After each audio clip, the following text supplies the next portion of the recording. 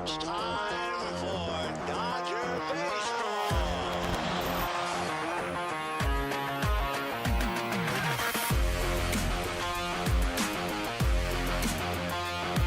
What a catch by Mookie Betts. Another home run for Corey Seager. Another strikeout for Kershaw. A robbery of Tatis. Gone. Will Smith. This is what an ace looks like. And tagged out is Riley, a double play.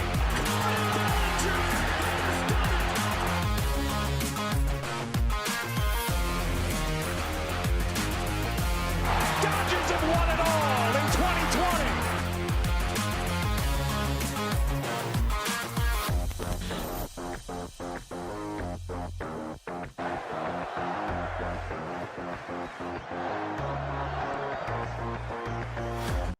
And welcome to the Dodgers Nation post-game show. I'm your host, Doug McCain. You can follow me on Twitter and Instagram at DMac_LA. But what a game for the Dodgers. The bullpen steps up. Justin Turner goes deep twice. And how about that play at the end by Kenley Jansen to put an end to that at-bat? A nice at-bat. Brian Hayes was just fouling off a lot of pitches.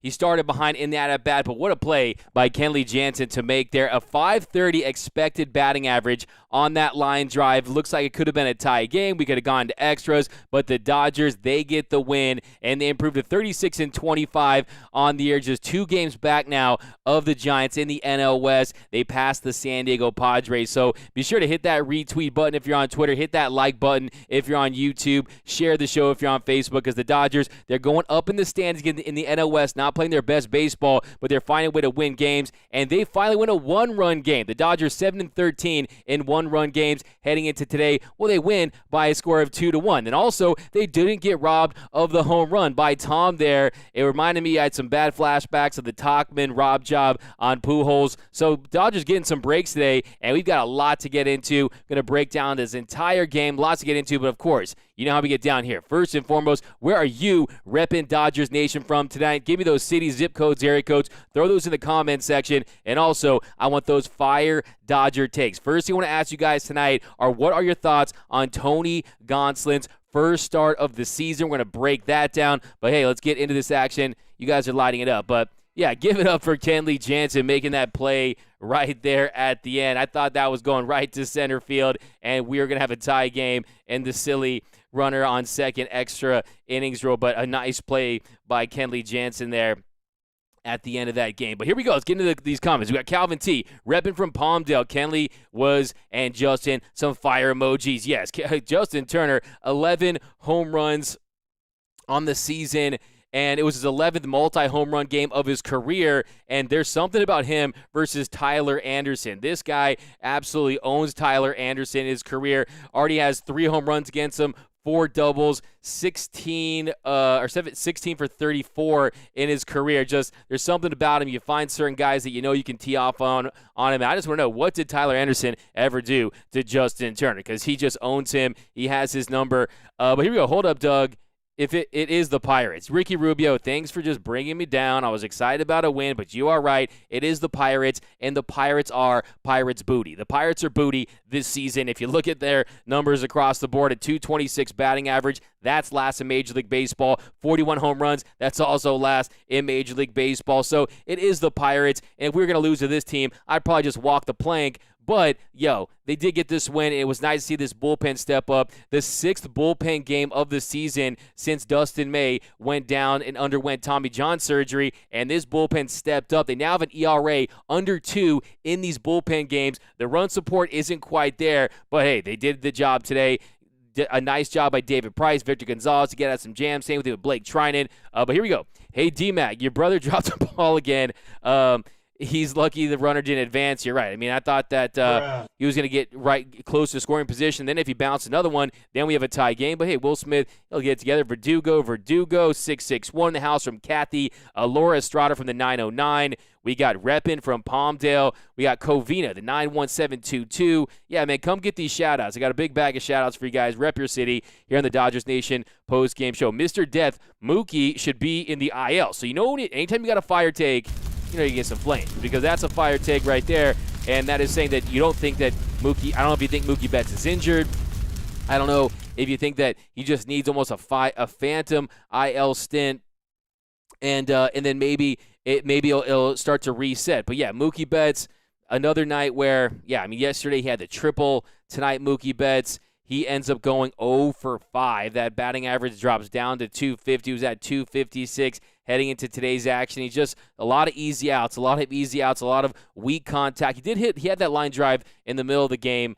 But yeah, for the most part, he's just not hitting for that power. I mean, Mookie Betts, you're seeing, where is Mookie Betts? I mean, I want to put him on a milk box at this point because my man is just missing this season. He's not that guy that is a $365 million player right now. That's just the reality when it comes to Mookie Betts. Do I still believe that he's going to be an elite player for the Dodgers for 5-6 years of his career? I truly do believe that because I believe in his talent. I believe in his work ethic, but right now it's just not happening consistently enough. But we got Roach tuning in from Pyongyang, North Korea. Man, I don't know where you are, but welcome to the show. We got Baketown 661 in the house from the 5150 Rams fan. What up, 5150 Rams? How you been, my man? We got a Assailed Loner from the IE. What up? We got Oscar Marquez.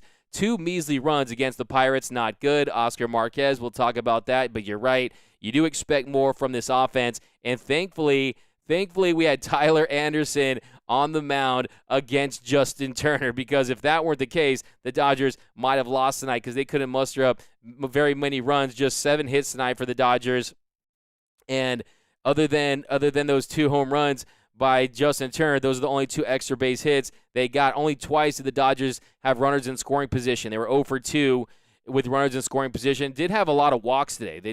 They were able to get some walks, 5 walks, not too many, but were able to get on base. They did have some base runners, but 8 walks for this Dodgers bullpen too. That's the second highest of the year. But they were able to battle, and they were able to keep this Pirates offense at bay. Shout out to the Pirate Bay. And you saw right there just 3 hits for the Pittsburgh Pirates. And, that's a pretty depressing offense this season. But you're right. I mean, on most nights, would this performance beat most teams in Major League Baseball? Probably not. But on the flip side, you had the first start of the season for Tony Gonsolin. So he had to make his first start. The Dodgers have to see how he's going to perform as that 5th starter. And he was shaky in his first outing. Make no mistake about it. Let me get those grades for Tony Gonsolin. Let me get those grades, and we'll break it down his outing in just a second. But Gonsolin was poor. He had no command. Awesome game for Justin. Yeah, give Justin Turner some love. JT's making up for a sleepy May. We got Roach. Kenley didn't catch that. The ball caught him. I like that. It's a great point there from my man Roach over on Periscope, always rocking with us. Henrico, great game. Go Blue. Roy Estrada, go Blue. Mikan A. Vasquez, what happened with Kenley? I don't have the MLB app. So, well, if you don't have the MLB app, well, that's why you tune into the show, because we're going to recap it. And basically, he got a 4-out save. So that's definitely a good positive sign for Kenley Jansen. Now, if you're wondering, I don't know about you guys, but I'm constantly, every time a pitcher goes out there, I'm going on that, I'm checking out those spin rate numbers and if they're down or not. And for Kenley Jansen, they're down pretty significantly on that cutter, down about 165 RPMs, the slider 134, the sinker 92, but he was still effective. And you saw the velo was there on that 2-seamer. You saw him get all the way up to 97. The movement wasn't as good as we've seen throughout the season at certain points on that cutter, but he was able to get big outs. Only issue with Kenley Jansen, I would say, tonight, he'll probably tell you, is you want to throw more strikes. Tonight, 24 pitches, 16 for strikes for Kenley Jansen on the night, and 3 for 5 on first pitch strikes. So that's pretty acceptable. But for the most part, I mean, he went in there, he got those big outs, and he hit that nice reaction time from Kenley Jansen. Nice cat-like reaction by the big fella to get that final out and get the Dodgers the win. But here, back in this comment section from East LA, Coach Rivers, we got Chris22 over on YouTube. Mookie sucks because his wife made him become vegetarian. So, guys, that's why you tune into this show. Really, you guys have I'll read your takes. Sometimes I'll be mid-take, and I'll regret probably reading it. But, hey, man, that's your take. I respect you, and welcome to the show. That's why you guys come out here. It's like the Wild Wild West here on the Dodgers Nation post-game show. We got my man Anthony Keene holding down the 3-1-0 in the San Francisco Bay. The Giants fans hate to see it. You win for that, man. Indiana Dodgers fan Gregory. We got Andy Mendoza from South LA. Greg Osterberg, my man over on YouTube, always rocking with us on the Dodgers Nation YouTube channel, which if you haven't subscribed to yet, you're going to want to. Head over to youtube.com/DodgersNationTV, fastest growing Dodgers YouTube channel in the game. Got my man Clint Pasillas and Brooke Smith on the Blue Heaven podcast, the flagship show here at Dodgers Nation, and my man Eric Yulo hosting the 3 Up, 3 Down. Check out for his stuff and pretty much all kinds of content all day, every day. And you guys know I'll be rocking with that pretty much daily. Maura O'Brien, yay for JT, player of the game. Laura Estrada says, CT3, I love you. And we got to talk some CT3 because you're seeing defensively, I mean, he made the stretch he made, the play he made to get the double play. I mean, Chris Taylor was really fantastic. And then you also saw him at the plate. He reached 3 times. He had a hit. He goes 1 for 3, 2 walks, and he has a career-high walk percentage, a 13.5% walk percentage heading into tonight's action. And you're seeing he just continues to make big plays that helps this team win. And like you're saying, I mean, he's like a top 25 player in baseball, not just in the National League, in all of Major League Baseball. If you haven't yet today, vote CT3 to that All-Star game at Coors Field on July 13th. I mean, think about this. This guy, the Mariners gave him away for basically a better parking space and a bag of chips, and he's turning himself into an all-star. You love to see it. A great story for Chris Taylor. So, yeah, it's really fantastic. And one thing I was, let's get back to the action, and then we'll get into this stuff. So, what if we didn't get that JT? We lose. Yeah, I mean, definitely. Ilana Miners. We got good win and all, but 2 runs against the Pirates. Shout out to Ginger Jesus. Yeah, I mean, I think a lot of you guys have the same feeling, same sentiment towards the fact that this is a team that really the Dodgers should pound. But look, road games are road games in Major League Baseball. These guys are professionals, and bottom line is when your starter goes and gets chased in the second inning, you're really back behind the 8 ball in this game. So to pull off a win like that, you're not going to win many games on the road where you have an unexpected bullpen game. And that's exactly what the Dodgers were able to do. Tony Smokes ends up going an inning and 2/3, has 4 punch outs, gives up 2 hits and an earned run. Now, the stuff was nice. When it was effective, like I said, 4 strikeouts in an inning and 2/3. When he was effective with that splitty, he was effective, but just not enough competitive pitches for Tony Gonsolin. He needs to attack. He needs to command that strike zone. That is the difference. Last year, he had a 1.4 walks per 9 against the Braves. He had a 1.4 walks per 9 in the regular season. Then the postseason, when he started to struggle, you saw that walk rate just balloon, and that really was his demise in the postseason. And then, like I said, I wanted to see regular season Tony Gonsolin from last year. It looks like we got postseason Tony Gonsolin. My message to him is, if you want to be the man, you have to have the command. So that is really my mantra for Tony Gonsolin moving forward. If you want to be the man, you have to have that command. In 66 pitches, just 33 strikes for Tony Gonsolin, just an inning and 2/3, and 7 for 12 on first pitch strikes. And, that's just not going to get it done. 10 swings and misses in inning and 2/3. So that should tell you he does have good stuff. Don't even think for a second that to give up on Tony Gonsolin. Look, it's not easy to make your first start on the road, coming off a shoulder injury, coming off a year where your role at the beginning of the season was to be a bullpen piece, and because of the unexpected injury to Dustin May, you're now depended upon to be this 5th starter. So give him some time, allow him to find that command, but he does have really good stuff. And when he's effective with it, when he's not nibbling, when he's attacking, this guy can get big outs and be effective. But tonight wasn't his night. It's going to be a work in progress. I definitely think you got to have more patience than panic right now when it comes to this Dodgers 5th starter spot. But let me know, do you believe in Tony Gonsolin as the 5th starter? Give me a Y for yes, give me an N for no. I want your takes down below in the comment section. By the way, you guys rock with me on Sunday. I had that robot microphone. I fixed that. I haven't seen any comments about it. But if we're still robot Doug, as you guys were calling me, let me know. Jonathan Robles, Doug, I saw last week, I think Mookie is hurt, and he is hiding his injuries. That's from Jonathan Robles over on Facebook. Now, the thing with that is, look, I mean, if you look at his sprint speed, it's pretty – last night, sprint speed 28 feet per second on that triple. If you look at, yes, he doesn't look as explosive at the plate. I mean, and could that be because of his shoulder, because of his step back? if that is the case, then Mookie Betts Mookie Betts and Dave Roberts and the powers that be within this Dodgers organization need to put him on the IL so we can get to 100%. But I just don't think it is. I just don't think that's the case. I don't think that his struggles are because he's injured. Because look, you're seeing his at bats this year versus last year. He is, like I said, he's taking a lot of borderline strikes where he's striking out. He's a lot of weak contact. He's a little selective at the plate, and then he's not. I mean, he just looks so unsure at the plate during certain at-bats that I think it's really a mental thing right now with Mookie Betts. Just go out there and hack. I mean, the strikeout there early in the game where he takes strike 3. Look, man, you know the way the umpires, and the umpires actually, got to give him credit where credit's due, have been a little better of late, at least in the games the Dodgers have been playing in.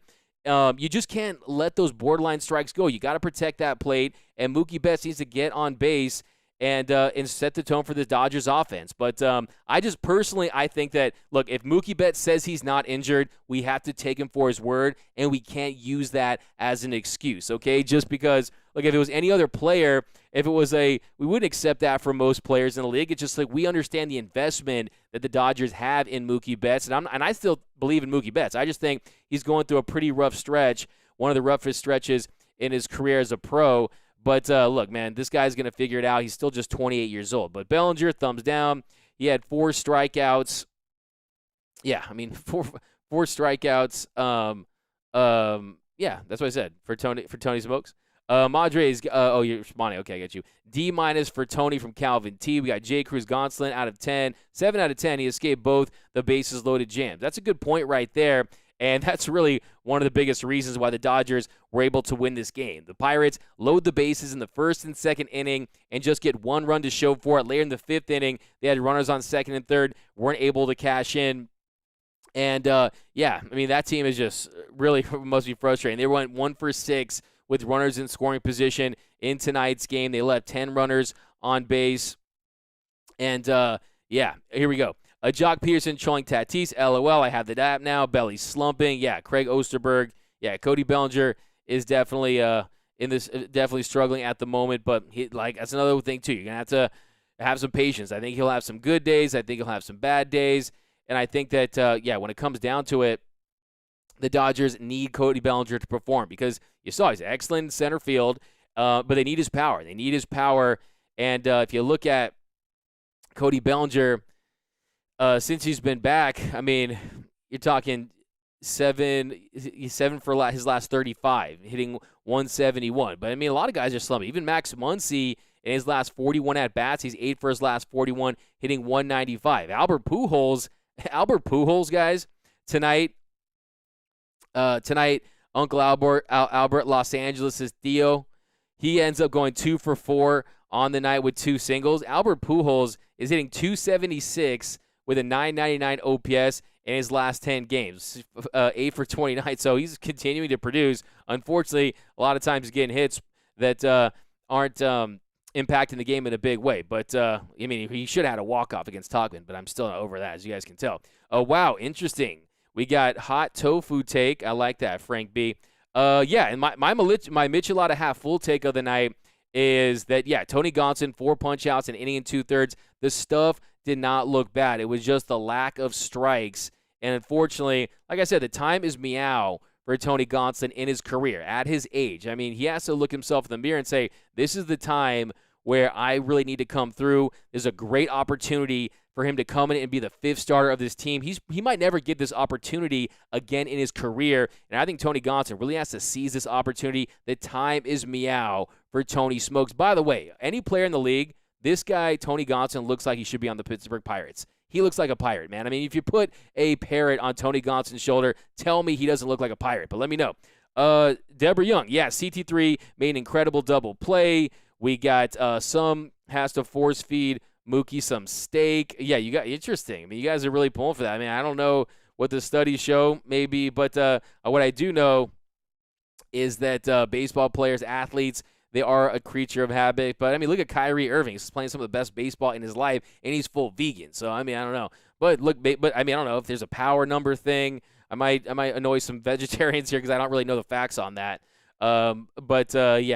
I like to keep CT3 in a Dodger uni. Yeah, I mean, definitely. I mean, get those extension talks ready. And don't think that is not a big factor, too. So, Christopher, we got Go Blue Bakersfield 661 from Sandy Rojas. We got Vote CT3 to the All-Star game from Kathy over on Facebook. Esteban Mejia, thank God for CT3. Lots of exclamation points.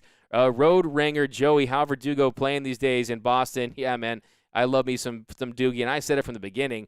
That's why I thought that.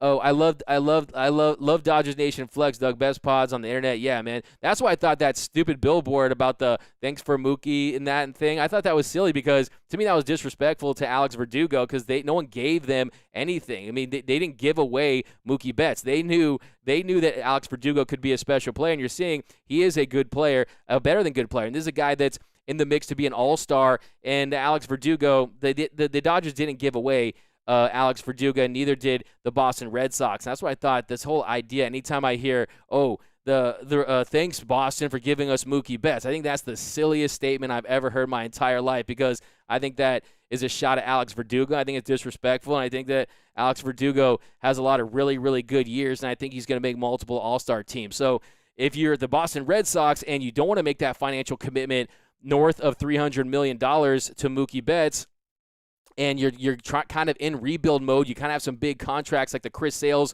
of the world and a lot of stuff they had building up, it really kind of made some sense. I've we got Roy, thank God it didn't go to extras. We suck in extras. Yeah, good point there.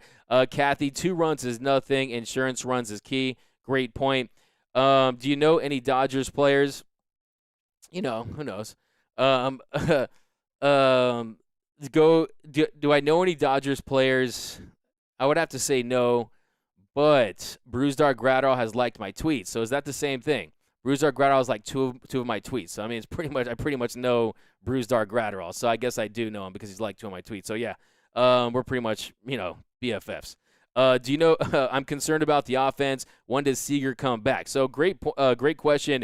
Aleda/Andy Taylor, Chris Taylor. Corey Seager is healing quickly.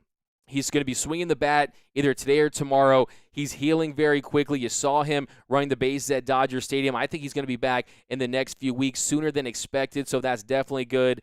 Great news for the Dodgers because he comes back, puts even more pressure on the opposing pitchers because we need these guys to start playing like they did in 2020. From Mookie Betts, from Corey Seager, right at the top of that lineup. That was where the Dodgers had so much success with that 1-2 punch. But Catman Gonsolin not effective. Gonsolin was looking like he was focused on going to play with some yarn. Jay Cruz, you're killing me with that, man. Bruh. I just want the Dodgers to win at least one more World Series. I want them to win at least 20 more World Series. I'm trying to catch those Yankees at some point in this lifetime.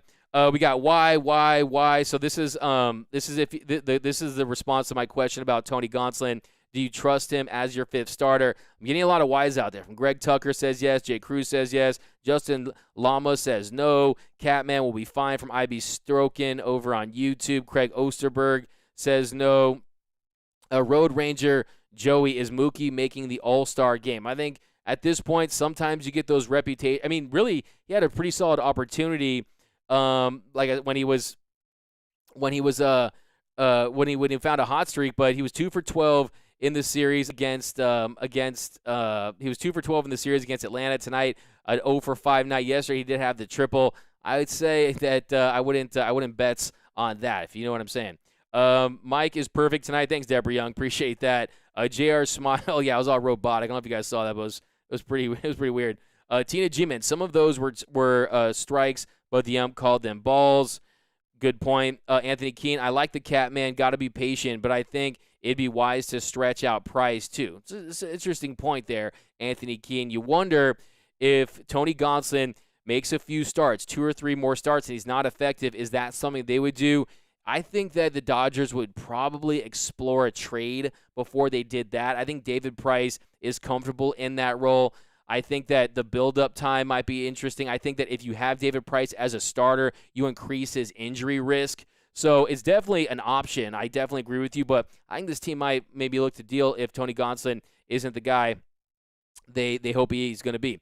Maura O'Brien, it was Tony's first day back. I believe he will be their pitcher that we have seen in the past. Great point. Roach, give Mookie some sticky stuff and he'll be back. I like it. Wait, interesting. Yeah, man. We need Puig again from Mike and Vasquez. Steve Coe, fifth starter, doesn't matter in the playoffs as long as we get healthy. Kersh, Bauer, Butane, and Urias, we are golden. Yeah, I mean that's definitely a good point. I mean that's definitely true. You can definitely get by with that, but I mean look, they're in a tight division race. I mean they're in a tight division race, and you have 101 games to go after today's win. They're 2 games back from the Giants. You see they got a big series coming up towards the end of June with the San Diego Padres. And, yeah, I mean, if you're looking way ahead, you know, I'm kind of having issues looking towards the playoffs and thinking of how Kershaw and these guys and Urias and all these guys will look. Urias had his great starts. He's had his not-so-great starts. Butane has been the most consistent. Trevor Bauer really hasn't looked good in weeks. I mean, he's been good. He's been good, but he hasn't been great in weeks. He hasn't been a $40 million pitcher in the last month, if we're being completely honest. And I'm interested to see how the staff gets it together. I think baseball is going to change a lot with players not having access to that spider tack, that sticky, icky, ooey. And it'll be interesting to see how the offenses respond, how much success they're going to have when you don't have these wizard-like sorcery pitches that look like you're throwing a wiffle ball in the middle of a hurricane and whatnot. But and also I think the dead ball too is a contributor. So Major League Baseball stay sucking with a lot of different things. So but that's just how it is. You kind of accept that as a baseball fan. I'm sure you do, right? Chase, I played against the Pirates, Phillip Evans in high school. That's what I'm talking about. Yo, with some mad respect. Your baseball career was way more impressive. Actually, in high school, I actually did play against a pitcher in high school named Ryan Tucker. I don't know if you guys know Ryan Tucker from Temple City High School. He was in the bigs. Turner gets hot. Robert Rocha. I don't see any Padres fans in here. Great point, because they like to flood the stream when they're having success. But yeah, I mean, let's get into this action. Keep coming with those fire Dodger takes. Let me know, what would you do if the Dodgers about Mookie Betts. I posted a video today on the YouTube channel about some ideas. You could move him down the lineup. I think that's something I want to see. I want to see if you put him in that 2 or 3 hole, does he hit for more power? Does he have more opportunities to hit with runners in scoring position? This year has an OPS a little over 700 with runners in scoring position. Last year it was close to 1,300 with runners in scoring position. I think that, look, at some point you can't just keep trotting him out there and hoping that he's going to get it right without making some type of move. But you can't just keep him at that leadoff spot if he struggles the entire year. I think that you're the Dodgers. You got to switch things up. You got to change things up just for the sake of change. But I do believe that Mookie Betts, it wouldn't surprise me at all to see him turn around and just everything starting to click in place. But, man, I mean, just right when we think that he's going to turn the corner, I mean, tonight, an 0-for-5 night, we've had multi 0-for-6 games. I mean, right now that OPS on-base percentage is 361. 361 on-base percentage. In his last 30 games, that on-base percentage is in his last 30 games, that on-base percentage 346, hitting 241, slugging 422. I think if you're Mookie Betts, you got to get it together, man. You got to get it together. Let's not sugarcoat this. I think the honeymoon phase with Mookie Betts, if we're being honest, is over, in the sense that we expect him to step up and be that superstar player that we signed up for. And look, I mean, if you look at Chris Taylor possibly in that leadoff spot, he's got an on-base percentage of 396. He was very solid in that role in 2017. So, look, I think that at some point you got to mix things up if he continues to struggle. You got to do something. But JT is a pimp. Turner with the Jacks. How can we get Scherzer from Coach Charlie? It's a good question. I mean, you're going to see Scherzer, his market's going to be pretty big. His market's going to be pretty big for contenders that think they're a veteran pitcher away. He'll be a free agent after this year. He could just pull a Aroldis Chapman, go win a World Series with a team, and then re-sign with a team that traded him. I think that really comes down to Max Scherzer and the organization, the Nationals, respecting his wishes. And I think they'll go to Max Scherzer and they'll work in tandem to get him to the team he wants to go to. Does he see himself as a Dodger? I'm not so sure. I mean, never really pictured him in L.A., but I'm all about acquiring starting pitching. You guys know that. So we got Jansen hit 97 tonight from Robert Rocha. Why 9:35 in the morning? That's from Dodger. Tell me about it, man. I got to wake up early to see what's popping with that thing. But you're right, man. That's going to be an early game, man. Might as well not even go to sleep tonight. You know what I'm saying? Miss Bazooka from Kathy. Yeah, I mean, they sent him down to AAA so he could work on that command, get that arm right. He was dealing with that forearm tightness. But I agree with you. I miss him too. Not just what he does on the field, but look, I mean, he's got a star power to him. See him in the game. Bazooka really brings it. David Price, Cy Young season. We got Justin Lamas, amen. Alex Verdugo's an all-star and going to be a perennial all-star. It's from Justin Lama, bringing that fire over there. Josh, Doug, be honest. Did we lose the Mookie Betts for Verdugo trade? I would say no. Let me tell you why. Because we already won that trade. It was all about ending that drought. It's all about winning that World Series and putting yourself in a position to win multiple World Series titles. And we're still a few months into the season. We haven't hit the postseason, and I think if you're Mookie Betts has the potential to be back. Right, if he starts playing his game again, he's a top 5 to 10 player. Can you say that about Alex Verdugo at the moment? I think the answer is no. Also, Mookie Betts puts it together another 3, 4, 5 solid seasons. He's going to be a first ballot Hall of Famer. So I definitely think it's too premature to really have that conversation right now. But I do think we're at the point where you can say unequivocally that Alex Verdugo was a solid return for the Boston Red Sox, and you got to give them some credit. I mean, some people, there was some chatter. I've heard people say, oh, we should have given away Gavin Lux and kept Alex Verdugo. I may have been one of those people, but Gavin Lux, he's shown flashes of brilliance this year, and I just think it's too early to say that. I mean, if Mookie Betts if this team wins 2 World Series, 3 World Series titles, and you're talking about winning 3 World Series titles when there was 6 in Los Angeles, 7 total. I think that more than pays for itself. And the Dodgers, they have the financial muscle to sign a player like Mookie Betts and not have them drown them as a franchise. They'll still be okay even if he's not a superstar top 5 player for the next 3-4 years. They just need him to be an all-star. And, I mean, to me, I kind of want a Mookie mania. I want him to just, I kind of want, after last year, we're talking about the 3 home run game tonight, you just want him to explode and just kind of just, be the face of the franchise, be the Mike Trout of the NL as far as being the most popular, the best player. But right now, you have to give it to guys like Ronald Acuna Jr. and Juan Soto and Fernando Tatis Jr. that really are on a whole nother level than Mookie Betts this season. Them's the facts, man. I bring my facts to the fight. That could change, and all of a sudden, Mookie Betts everything can click into place, and Mookie can play like the player we know he is. But right now, he's just not that guy. But to answer your question, in the short-winded answer, I think it's too premature to have that conversation, and I think in the long run, it'll look like the Dodgers won the trade because I think they'll have multiple World Series titles to show for it, and they'll have Mookie Betts in the Hall of Fame wearing a Dodgers hat.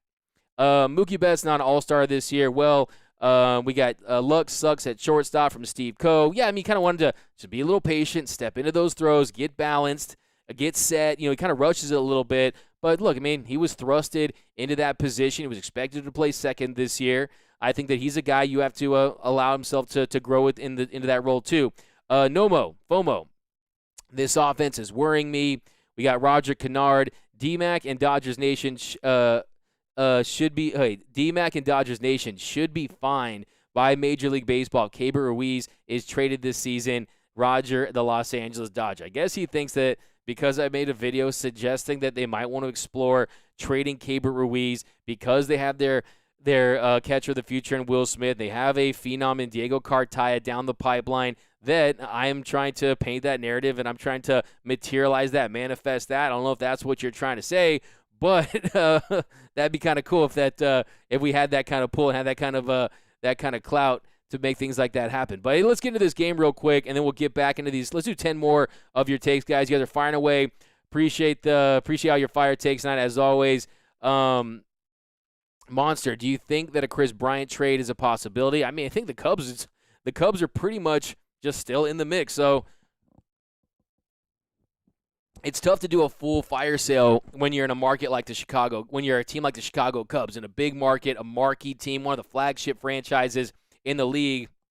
But bottom line, they got to do what's right for them. He is going to be a free agent. They are going to have some suitors for him, but he can play corner outfield. Would he be an upgrade to a guy like A.J. Pollock based on the season that he's having? Absolutely. He's a big name. 2016, he was fantastic, of course. But hot take. This is from Josh. You want the Flames? Here you go. Hot take. Chris Taylor greater than sign Javi Baez. I like that. I mean, the Magician is pretty nice when he's on fire, but he's a strikeout machine. And this year, I think there's really no question. You got to go with Chris Taylor in that comparison. But you are wrong. We won the trade for Mookie. He is on the level of Mike Trout. Doogie is not. I just said we won the Mike. I said that we will eventually win the Mookie trade. But Anthony Keene, I like Mookie hitting cleanup. Well, I like that, Anthony Keene, going down that order with cleanup with CT3 moving into the leadoff spot. Exactly. We're on the same page with that one. But on the four, hitting cleanup, that'd be interesting. And it might just energize him. It might ignite him, reinvigorate him. Whatever you want to say. Sometimes change is good. And when you're going up there as the leadoff guy and you're not having success and you're not basically doing his job, which is being the table setter, you might want to just mix things up. And it'd be interesting to see him get the opportunity to start early in games with runners in scoring position. How would he look in that situation? And look, these baseball players are fickle, man. A couple home runs, and you start to take off. But we wouldn't win the World Series last year without Mookie's defensive plays, Andrew Yee. Yeah, I mean, that's the big thing. I mean, defensively, the impact. You saw even this series made some fantastic defensive plays, most notably the catch-off, what do you want to call it, against San Diego early in the year. But Mookie couldn't hit sand if it fell out of a camel. Justin Long was killing me with that one. I like it, though, even though I don't like that it's the truth, but I like the line. Justin, do you think we got Verdugo is dealing with back problems again? He was out of the lineup today from Chase. That's another really good point, too, is Verdugo, I think one of the reasons why the Dodgers, look, these teams know their players physically better than anyone, of course, and especially a team like the Dodgers that has an advanced training staff. They know that maybe, look, Alex Verdugo is pretty young to have so many different back injuries. You saw it rear its ugly head in 2019. So maybe that was another thing to consider, too, the longevity of his career, and we'll see how that plays out. I mean, hopefully he can get healthy. Hopefully he doesn't have to worry about being an injury-prone player. But, yeah, it's definitely a factor. I'd be stroking. I wonder if Doc watches D-Mac. You know he does, man. I've seen him make some moves that you guys have suggested. So he watches you guys. Anthony Keene, we won a World Series and people questioning the trade, shaking my head. That's from my man Anthony Keene over on Periscope. But let's get into this game a little bit. Top of the first. So Mookie Betts strikes out Loki on a fastball away. Like we talked about, those borderline pitches, just hack Mookie. And then Chris Taylor flied to left for the first out. And then on a 1-1 pitch, Justin Turner takes a Tyler Anderson pitch deep. For the second time in his career, Justin Turner at that point was 16 for 32 with 4 doubles and 2 home runs.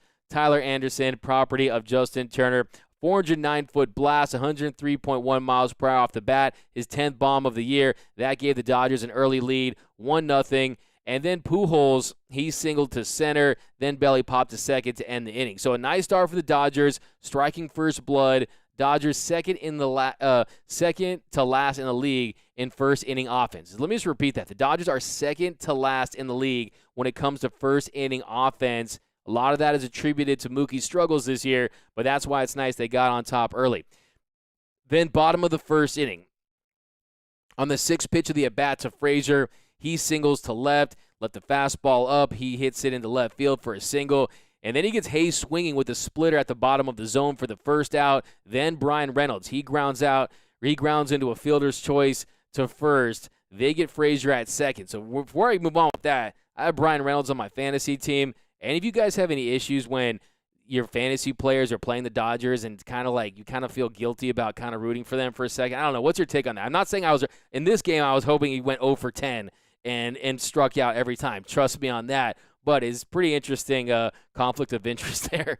And then, so yeah, Brian, he goes in the fielder's choice, and then he walked Moran on 6 pitches, and then Polanco singled to right, scoring Reynolds to tie things up at 1. And then he walks Newman to load the bases. With the bases loaded, and then with the bases loaded on a 3-2 count, he gets Perez swinging to get out of the inning and kept the damage to a minimum. Like you guys pointed out earlier, his ability to get out of those innings, it could have gotten ugly early for Tony Gonsolin. You got to give him credit for battling in his first start of the season on the road, of all places. But he gets out inning, but 36 pitches in that first frame for Tony Smokes. Like I said, the command issues, throwing fastballs, throwing sliders, splitters. I mean, he was missing with all of his pitches at certain points, but they leave the bases loaded, and they just couldn't capitalize, the Pittsburgh Pirates. So a couple more comments. We'll keep going through this. Mookie brought experience, great point. CT3 for the All-Star game from Ray F. over on YouTube. Joseph, regardless if Mookie ends up being average for the rest of his career, it was worth the 2020 World Series. I think that's yeah. I mean, okay. I mean, one world. If he was if you're telling me if he didn't play another game for the Dodgers for the next 11 seasons, it would be worth it for just one World Series. I don't know. Mike and Vasquez, the recent World Series broke the 32-year curse. Exactly. Offense non-existent from pound for pound. We got Robert Rocha. We would have had a World Series in a 162-game season in 2017 if it weren't for the cheating Astros. Robert Rocha, this is kind of a theme in this show, and I love it because no matter what happens in the game, somehow, some way, it just finds a way to get back to the 2017 Astros cheating scandal, and you're absolutely right. They should have won. And then what are your thoughts on Dave Roberts? Oh, he's just a two-time winning manager that we still question for some reason. You know what I'm saying? Mookie needs Maury Wills. That's from Sermon King over on YouTube. I like that point. Jose Gutierrez, the Cubs are going to have to be buyers. I mean, it's another great point. I mean, you guys are killing it tonight. Anthony Keene, the best thing for Ruiz is to be traded. He's blocked here and deserves a shot at the bigs. Yeah, I mean, he's already getting up there, 22 years old. I remember back in the day they signed him, he was 14 out of Venezuela, 140K. He's already 22. But, yeah, I think there's got to be some frustration for the big Cabe Hurt. Telling you, man, you should roll with that nickname, like the Big Hurt, the Big Cabe Hurt. Okay. Goat, Coors Cat to throw first pitch at the All-Star game. I love that. I love that. Is that true? I think, did I say it at one point? But that's crazy. I hope that's the case, man. That cat's a legend. The cat also kind of messed with our season. I'm telling you, man. I know it wasn't black, but I'm telling you. Robert Rocha. So what? Justin's Astros cheated.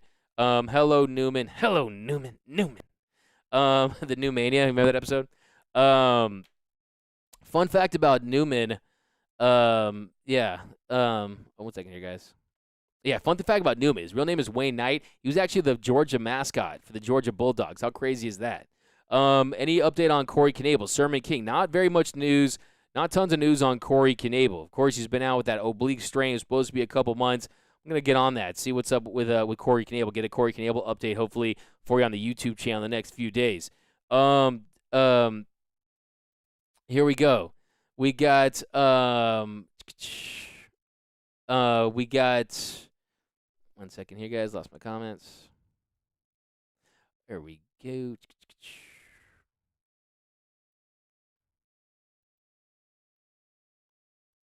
All right. So, yeah. I mean, we got Justin Lamas. Oh, here we go.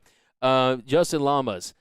Against a team that finished fourth in the NLC, had a losing record and wouldn't have made the playoffs without the extended format. Roger Kennard. D-Mac, you failed to mention the other two prospects that you failed to mention the other prospects that were included in the trade with the Red Sox to get Price and Betts. I mean, what do you want to talk about? I mean, Jeter Downs hasn't been good. Connor Wong hasn't really been. I don't see him as a future big leaguer, future impact big leaguer at all. So, I mean, there you go.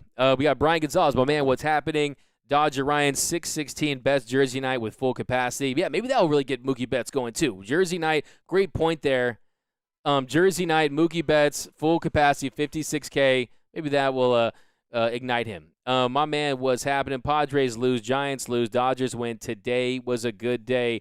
I'm just going to go in a 6-4 Impala around town, just bump that, listen to that. That's from my man Sergio Macias. Brian Gonzalez, who's your favorite Dodger player? Man, I'm probably my favorite, current, past or present? Past or present. Currently my favorite Dodger, my favorite Dodger, past or present. Let me know. What is it? But we got Jose Gutierrez. Do you think Roberts will get fired if we get caught? If they caught us using sticky icky?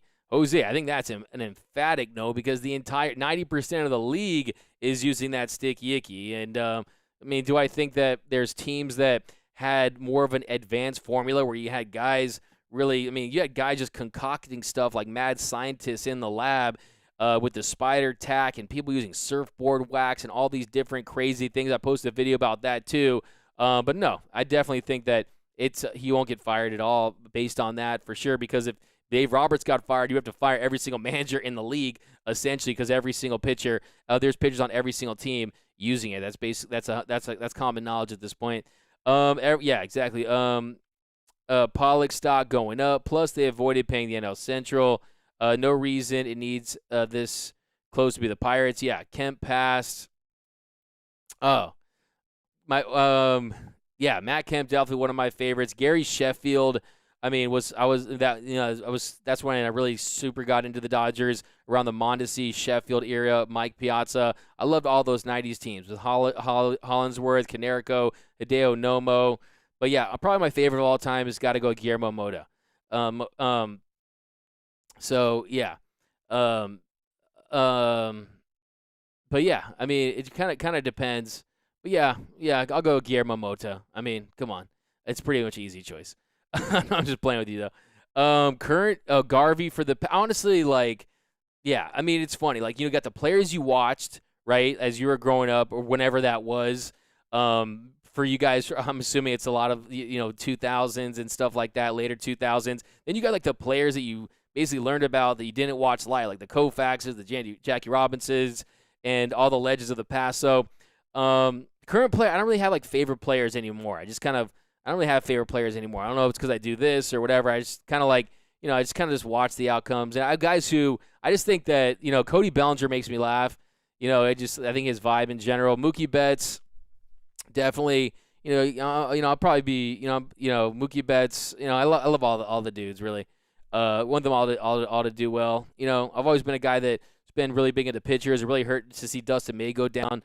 Big fan of Dustin May. But getting back into this game. Bottom of the second. So on a 2-2 count, he gets Tom swinging with the splitter for the first out, and then he strikes out Anderson swing on a high fastball for the second out. So Gonsolin comes out in that second inning, and he quickly gets those first 2 outs via the punch out, and then he walks Frazier. So he couldn't throw his curveball for strikes. He missed with it twice early in that bat, and then he walks Hayes, missing with the slider, the four-seamer. He was missing all kinds of different pitches, and then he loses Reynolds after being up 0-2 in the count. 4 straight balls, 3 splitters, 2 sliders, and that was it for Tony Gonsolin. In comes Victor Gonzalez, and he gets Moran to line to left to end the inning. So another example, the Buccos get just 1 run after loading the bases twice in the first 2 innings. So then the top of the 3rd inning on a 2-1 pitch, Justin Turner hits his 2nd Turner tank of the night, his 11th of the year, his 11th career multi-home run game of his career. And Anderson left a cutter up at the top of the zone in the inner half, and he hit it out. It was almost a miraculous catch there by Kai Tom. I mean, I thought, yeah, I mean, it was one of the great would have been one of the great catches of the year, but fortunately, it wasn't meant to be. So, but yeah, I mean, he at that point he's 16 for 33 in his career against him, and yeah, I mean that was quite a catch down. I thought we were going to see some from some Andy Chavez stuff right there. Remember that great catch he made for the Mets against the Cardinals. But yeah, Pedro Guerrero, we got Dave Hansen. Yeah, if you guys want to give me all your favorite Dodgers of all time, that'd be awesome. From the past. My favorite one, I have his bat here somewhere. I was at a game. It's kind of a longer story, but Raul Mondesi was really my guy. Like, I mean, I was obsessed with Raul Mondesi as a kid. I loved Raul Mondesi. Then it was Gary Sheffield. Kind of those were like my 2 dudes. Pedro Guerrero. I was hoping Brandon Moore would have worked out this year. Yeah, it was one of those low risk, high reward, and basically turned out to be a lot of nothing. But then a 1-2-3 inning for Vigon, and then a 1-2-3 for David Price in the 4th. Then the bottom of the 5th inning, Hayes gets a leadoff single. Reynolds grounds into a fielder's choice. They get Hayes at second, and this really was the play of the game for me. It was Chris Taylor, a fantastic stretch by Chris Taylor, full extension, got his toes on the bag. Great stretch by Chris Taylor. Such an athlete. He's such an athlete. That's what really stood out on that play. I mean, this guy, full extension, had the presence of mind to find that bag with his foot. I mean, he put himself in a great position to adjust to that throw, And then Price plunks Moran. He leaves the game. Evans runs for him. That gives Pittsburgh runners on first and second, 1 out, and then Polanco grounds to first for the second out. Evans and Reynolds advance, giving the Pirates runners on second and third with 2 outs, and then David Price gets Newman to fly to center for the third out. So they get out of that jam, and another big missed opportunity for Pittsburgh. They get no runs after the leadoff single and the hits batter. Nice job by DP to work his way out of that jam. Then at the top of the 6th, Pujols grounds to third for the first out. Bellinger hit one hard but lines to second for the second out. And then A.J. Pollock, he jumps on a first pitch sinker and singles to center to give the Dodgers a 2-out base runner. And then Anderson walks Will Smith, giving L.A. runners on first and second with 2 outs. And then on a 1-2 pitch, a 1-2 count, Gavin Lux flies to center for the third out of the inning. So Dodgers, they miss an opportunity there in the top of the 6th to tack on some insurance runs. And then in the bottom of the 7th, Blake Trinan comes in to pitch. Hayes grounds to the pitcher for the first out. He walks Reynolds. And then on the first pitch to Evans, he smokes one to Chris Taylor. And Chris Taylor made another great defensive play. A nice play, gets the double play. 2 fantastic defensive plays tonight for CT3. Be sure to mash that like button, mash that heart button, retweet the show for your boy CT3. So really a testament to his versatility. He can play outfield, he can play infield at a high level. It was 98.5 miles per hour off the bat, a 420 expected batting average, and they get the double play there. It almost reminded me of, like I said, the narrative of this thing is a lot of these haunting things from earlier are starting to turn around. That play, it was like the Sheldon Noisy line shot that turned into a double play with Cronenworth in the first loss of the year to the second loss of the year to the Padres at home. You know, it's like a lot. We're kind of catching some breaks. We got Blake DeWitt from Roach. We got Fernando Valenzuela, Sergio Macias. That's another thing. If I go into a time machine and go back, it would be to see Fernando Mania. It would also be to see Sandy Koufax pitch in the World Series against the Yankees and strike out Mickey Mantle and all that cool stuff. Dave Anderson. We got more O'Brien. I was watching and going to games seriously in the 70s and 90s. Then I moved to Utah, and there weren't any major league teams. I went to a few Ogden Raptors games, so I was a Hershiser, Garvey, Yeager, Valenzuela fan. Maura O'Brien, thanks for that. I mean, that's pretty cool, man. You've been a Dodger day one for a long, long time. Noisy should not return. Manny Mota getting high every day. Fernando Mania. We got Steve Sachs, CT3, Muncie Walker to ASG from my man Pound for Pound.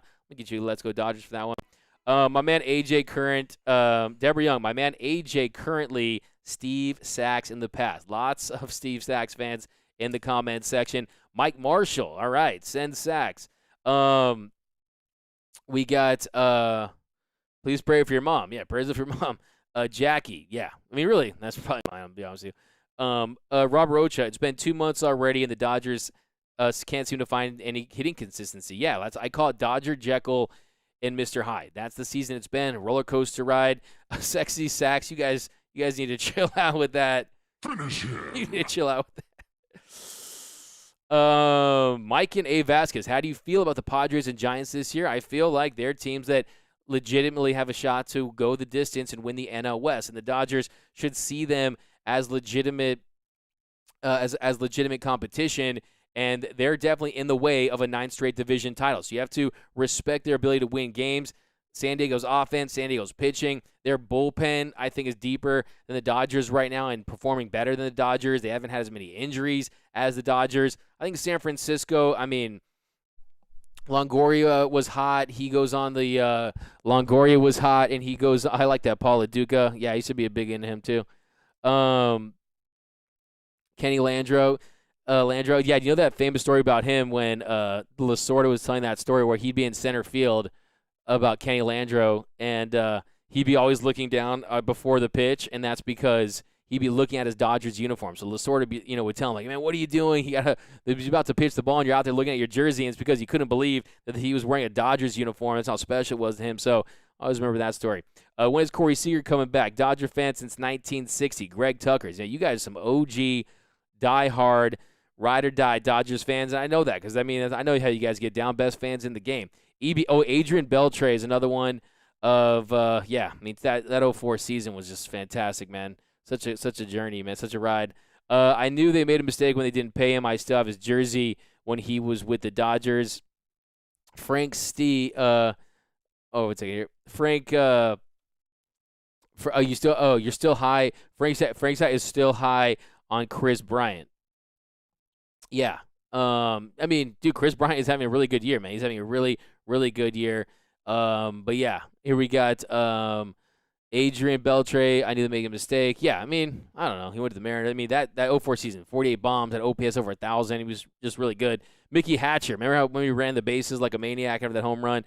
Moore O'Brien. Okay, let's go back in this game. Bottom of the 8th, he gets Polanco swinging. Then Newman reached on an infield single to third, but they overturned it after they determined that Lux's throw beat him to the bag. So nice little replay there. And then they get out of that one. Kenley Jansen comes in, gets that out. And then the bottom of the 9th, a leadoff walk to Tom. Then Stallings lined to center for the first out. Then Frazier grounded to third. Tom advanced into scoring position. And then he falls behind 3-0 to Hayes. And then he goes to that two-seam top of the zone. Gets him to bite on that slider away. And then just like that on a 3-2 pitch, he fouls off a couple. And then on the final out of the game, he gets that comebacker. Great instincts, great reflexes there by Kenley Jansen. But yep, guys, Dodgers get the win. About to hit that hour mark. Thanks for rocking with us. As always, you can follow me on Twitter and Instagram at DMAC_LA. Be sure to subscribe to the Dodgers Nation YouTube channel at youtube.com/DodgersNationTV. Also, get geared up, man. Get your merch game up. Go to gearup.la. Some of the best Dodgers t-shirt designs in the game. You're going to find it right over there at www.gearup.la. But it's bottom of the 9th, 2 outs. Let's get some final takes in here. Let's see what you guys got. My favorite player was not Broxton. Okay, a Dodgers fan since the 70s from Kathy. Tom Candiotti. This is a good one from Fonzie. We got Robert Rocha. How huge was them taking away Hayes' home run in the game? It definitely was. Yesterday, Cali Cats. What will turn the pitching around? I have MLB and see every game but Pittsburgh. Oh, I hate when that happens. I hate the blackout rule. Tina Jim and go Dodgers. Keep it going. Smash that like button. You got this from Pound for Pound. Sergio Macias. Thanks, Doug. Anthony Keene, best post-game show. Thanks, D-Mac. Thanks, guys, for rocking with us. You guys are the best fans in the game. You guys know that. We'll be back this weekend doing more shows, but keep checking that YouTube channel, posting more stuff each and every day. But thanks for rocking with us. As always, like I said, follow me on Twitter and Instagram at DMAC_LA. Be sure to check in tomorrow for the flagship show hosted by the senior editors here at Dodgers Nation, Mr. Clint Pacias and Brooke Smith. Rock with them tomorrow. But thanks as always. Remember, guys, nothing brings us together quite like Dodger baseball. And until next time, think blue, bleed blue, and I'm out. It's time for Dodger baseball.